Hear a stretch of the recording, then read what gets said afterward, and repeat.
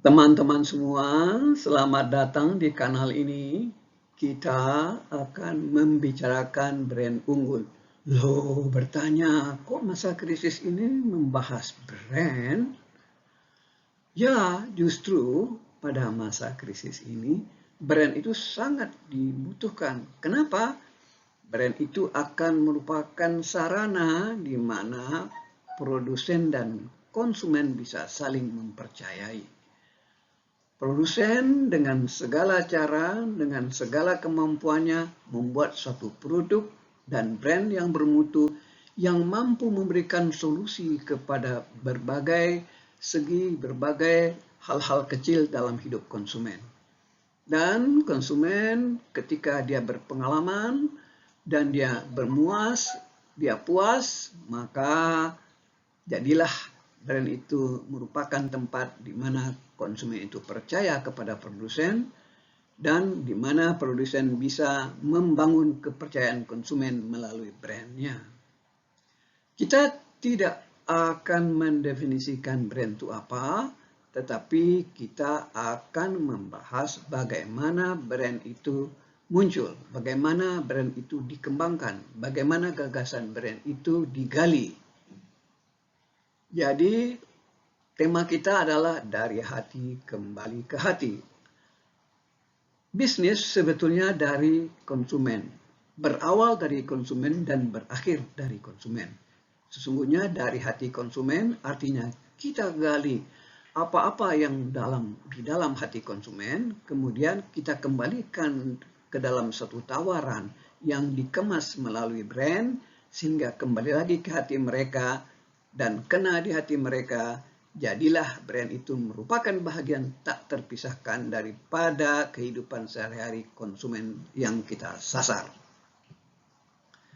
Konsumen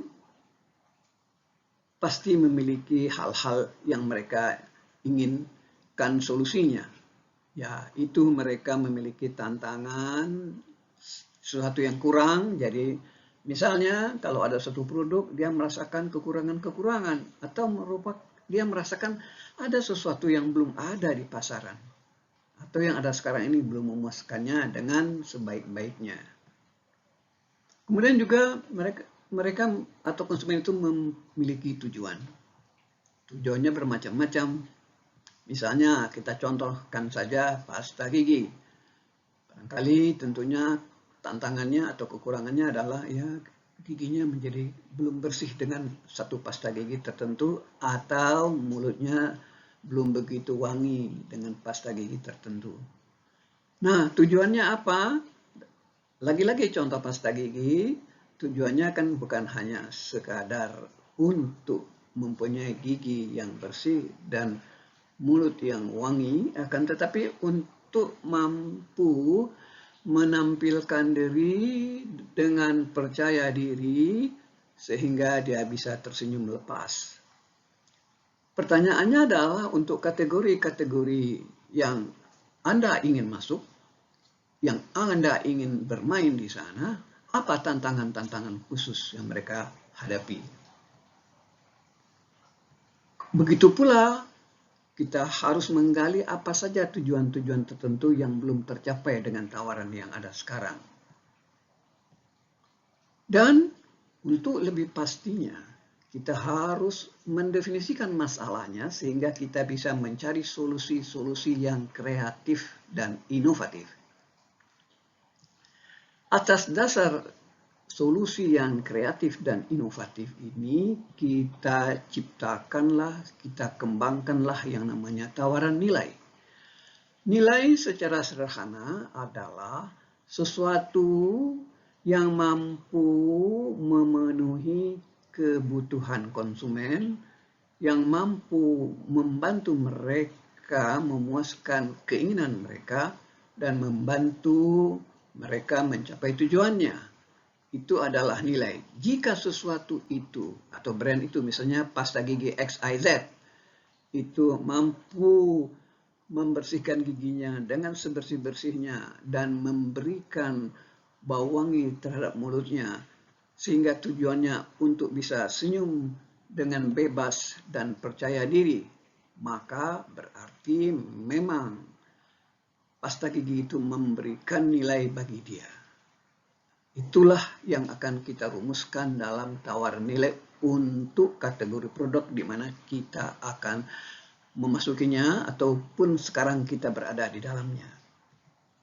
Dan ingat bahwa kita berada di pasar. Di pasar itu ada juga yang lain-lain yang menawarkan hal yang sama, produk yang sama.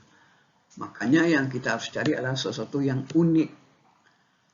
Kita satu-satunya misalnya yang ada siwaknya ataupun ada pasta gigi dengan sesuatu yang khusus, dengan khasiat khusus pula.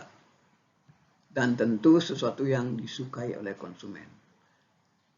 Atas dasar tawaran nilai itu yang merupakan konsep, kita kembangkanlah produk sesuai dengan nilai yang diinginkan oleh konsumen.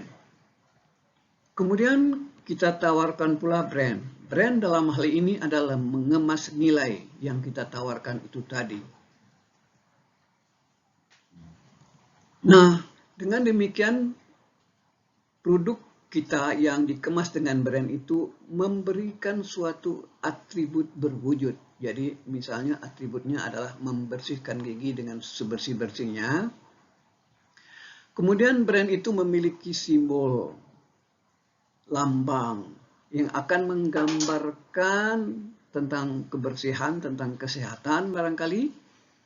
Dan kemudian juga ada ceritanya yang untuk meyakinkan konsumen yang disebut dengan brand story atau iklan atau moto dan lain-lain sebagainya. Ini akan memberikan atribut tak berwujud. Atribut berwujud dan atribut tak berwujud itu tentulah diharapkan dianggap sebagai manfaat, memberi manfaat. Jika kita dengan teliti, dengan cermat, dan dengan kreatif menggali apa itu nilai-nilai atau apa yang diinginkan oleh konsumen, maka insya Allah mereka akan langsung melihat, ini yang saya inginkan. Inilah yang saya inginkan katanya, dan kemudian tentunya produk itu harus kita beri harga dan manfaat itu tentunya harus seimbang. Kemudian kita pasarkanlah, ya memasarkannya banyak cara-caranya, ada didistribusikan, ada juga melalui online atau daring, toko daring dengan e-commerce, melalui e-commerce.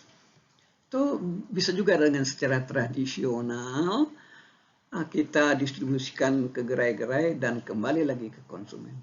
Itulah, jadi pemasar yang handal atau brand marketer yang handal mampu menggali intisari daripada apa keinginan konsumen yang tidak terpenuhi sekarang ini, apa yang belum mereka temui, dan kemudian didefinisikan masalahnya, diciptakanlah tawaran nilai. Jadi tawaran nilai itu merupakan inti daripada brand. Tawaran nilai itu merupakan rumusan daripada apa sesungguhnya keinginan terdalam dari konsumen yang belum terpenuhi. Atas dasar rumus tawaran nilai itu dibentuklah produk, konsep produk dan produknya, dibentuklah brandnya dengan lambang-lambang dan ceritanya.